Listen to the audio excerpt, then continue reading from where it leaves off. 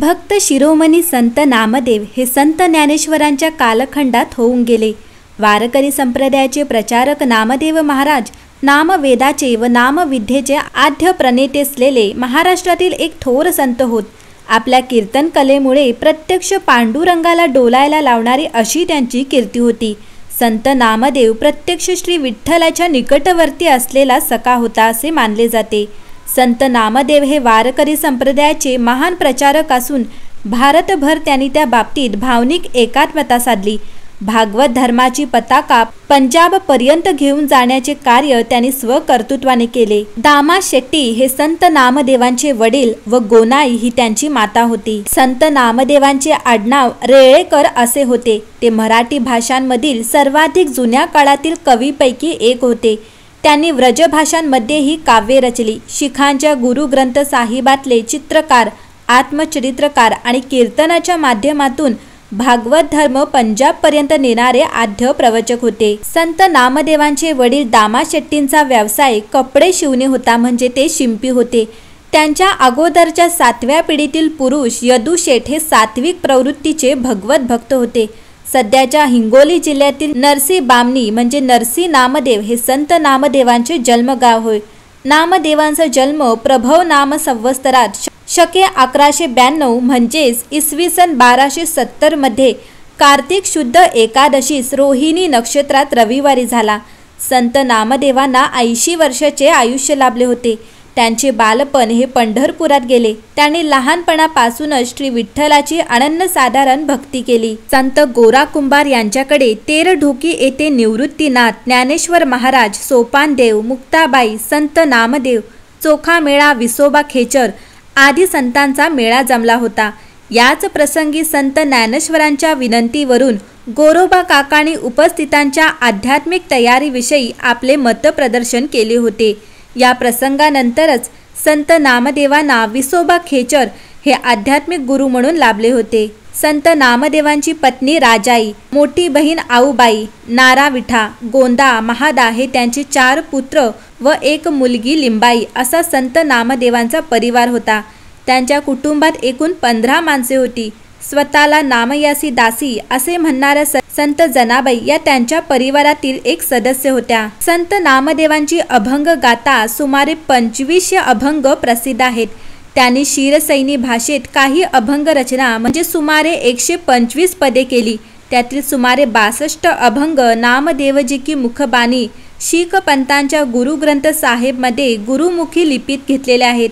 संत नामदेवांनी आदि समाधी व तीर्थावळी किंवा तीर्थावली या गाथांतील 3 अध्यायातून संत ज्ञानेश्वरांचे चरित्र सांगितले आहे। कीर्तनात अनेक चांगल्या ग्रंथांचा उल्लेख असे, यावरून ते बहुश्रुत व अभ्यासू असल्याचे लक्षात येते। नामदेव कीर्तन करी पुढे देव नाचे पांडुरंग अशी त्यांची योग्यता होती।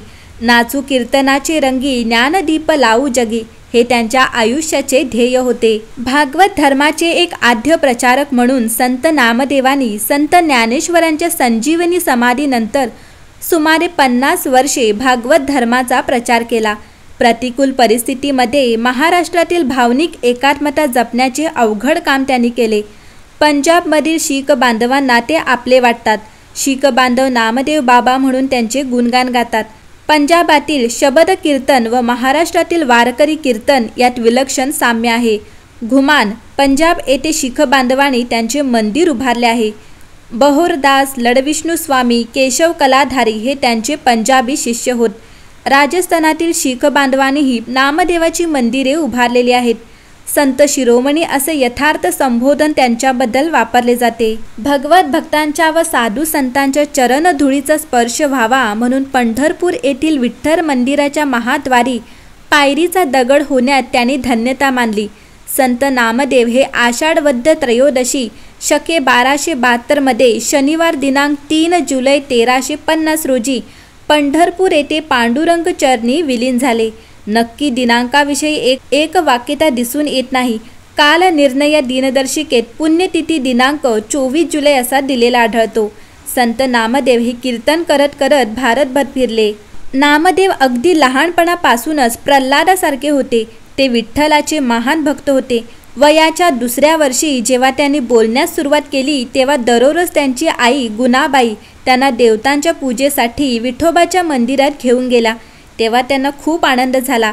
त्यांनी पुढील पायरी म्हणजे जेव्हा वयाच्या 7व्या वर्षी त्यांनी झांजाची जोडी तयार केली आणि नृत्य, गाणे, भजन गाण्यात वेळ घालवून इतर सर्व गोष्टींकडे, शाळेतले शिक्षण, विश्रांती, झोप इत्यादीकडे दुर्लक्ष केले। विठोबाबद्दलची भक्ती इतकी निर्दोष आणि प्रामाणिक होती की कधीकधी ते त्याला त्यांचे सर्वात प्रिय भाऊ म्हणून मानत असत। एके दिवशी नामदेवांची आई व्यस्त असल्याने तिने नामदेवाला विठोबाला नैवेद्याचे भोजन भरवण्यास सांगितले। नामदेव मंदिरात गेला आणि त्याने जेवणाची थाळी विठोबासमोर ठेवली आणि त्याला नैवेद्य स्वीकारण्यास सांगितले। तथापि विठोबाने नामदेवाची मागणी मान्य केली नाही। नाही केल्यामुळे बालक नामदेव रडू लागला। तेव्हा विठोबाने प्रत्यक्षात मानवी रूप धारण केले आणि कृतज्ञतेने अर्पण स्वीकारले। नामदेवांच्या आईला आश्चर्य वाटले जेव्हा तिचा मुलगा रिकामी ताट घेऊन मोठ्या आनंदाने परत आला आणि त्याने तिला सांगितले की विठोबाने नैवेद्य स्वीकारले। परमेश्वराने खरोखरच त्यांचे अर्पण स्वीकारल्याचे पाहून आईला समाधान वाटले। तिचा नामदेवावरील आनंद आणि अभिमान अमर्याद होता। ती अशा महान भक्ताची आई आहे याबद्दल तिला परमेश्वराची कृतज्ञता वाटली। नामदेवांना सुरुवातीपासूनच ऐहिक गोष्टींमध्ये रस नव्हता। त्यांना शिंपी म्हणून किंवा आपल्या वडिलांच्या इतर व्यवसायात रस नव्हता। दिवस आणि रात्र विठोबाच्या भक्तीत घालवणे हे त्यांचे एकमेव हित होते। त्यांचे आई वडील म्हातारे झाले, कौटुंबिक भरभराट होत चालली होती, म्हणून त्यांची प्रिय इच्छा अशी होती की नामदेवाने आपल्या भक्तीसाठी वाजवी मोकळा वेळ न घालवून कुटुंब सुखसोयी राखण्यास मदत करावी। म्हणून नामदेवांना काही दिवस कपड्यांचे तुकडे विकण्यासाठी बाजारात पाठविण्यात आले। पण नामदेव व्यापाराच्या व्यक्तीने निष्पाप होते। त्यांच्यासाठी किमती आणि पैसे यासारख्या गोष्टी अज्ञात विषय होते। ते कपड्यांसह बाजारात गेले कारण त्यांच्या वडिलांनी त्यांना भाग पाडले होते। ते तेथे एका दगडावर भजन करीत बसले, हे विसरूनच की आपण इथे कपडे विकायला गेलो आहे। आता काही तासानंतर सूर्य मावळला आणि संध्याकाळच्या भक्ती प्रदर्शनासाठी मंदिराकडे जाण्याची वेळ आली। त्यानंतर त्यांना आठवले की त्यांनी कपडे विकले नाही आणि आता आपल्या वडिलांकडून मारहाण केली जाईल। ते मंदिरात जाण्यासाठी अधीर होते, म्हणूनच त्यांनी सर्व कपडे ज्या दगडावर बसले होते त्याला विकून टाकले। म्हणजे त्याने कपडे त्या दगडावर ठेवले आणि पैसे दुसऱ्या दिवशी देण्यासाठी त्या दगडाचा साक्षीदार म्हणून आणखी एक दगड नेमला आणि मंदिरात निघून गेले। आपल्या मुलाचे धाडस ऐकून नामदेवाच्या वडिलांचा राग अनावर झाला आणि त्याने पैशाची हमी दिलेला धोंडा आणण्यास सांगितले। दुसऱ्या दिवशी नामदेव बाजाराकडे परत गेले तेव्हा त्यांना आढळले की कपडे रात्रीच्या वेळी गायब झाले होते आणि त्यांनी दुसरा दगड धोंड्या घरी नेला कारण त्याने पैसे देण्यास नकार दिला। त्यानंतर ते मंदिरात गेले आणि त्यांनी विठोबाला सर्व घटना सांगितल्या आणि आपल्या अडचणीही सांगितल्या। तेव्हा नामदेवाच्या वडिलांनी त्यांना पैशाची हमी दिलेली धोंड्या दाखवायला सांगितले। तेव्हा नामदेव यांनी उत्तर दिले की धोंड्याला घराच्या बंद खोलीत ठेवण्यात आले आहे आणि ते मंदिरात पळाले। जेव्हा वडिलांनी पैशांची मागणी करण्यासाठी खोली उघडली तेव्हा त्यांना आश्चर्य वाटले की त्यांनी तेथे एक सोन्याचा ढीग पाहिला। वडिलांना खूप आनंद झाला, पण नामदेव त्याबद्दल अगदीच उदासीन होते।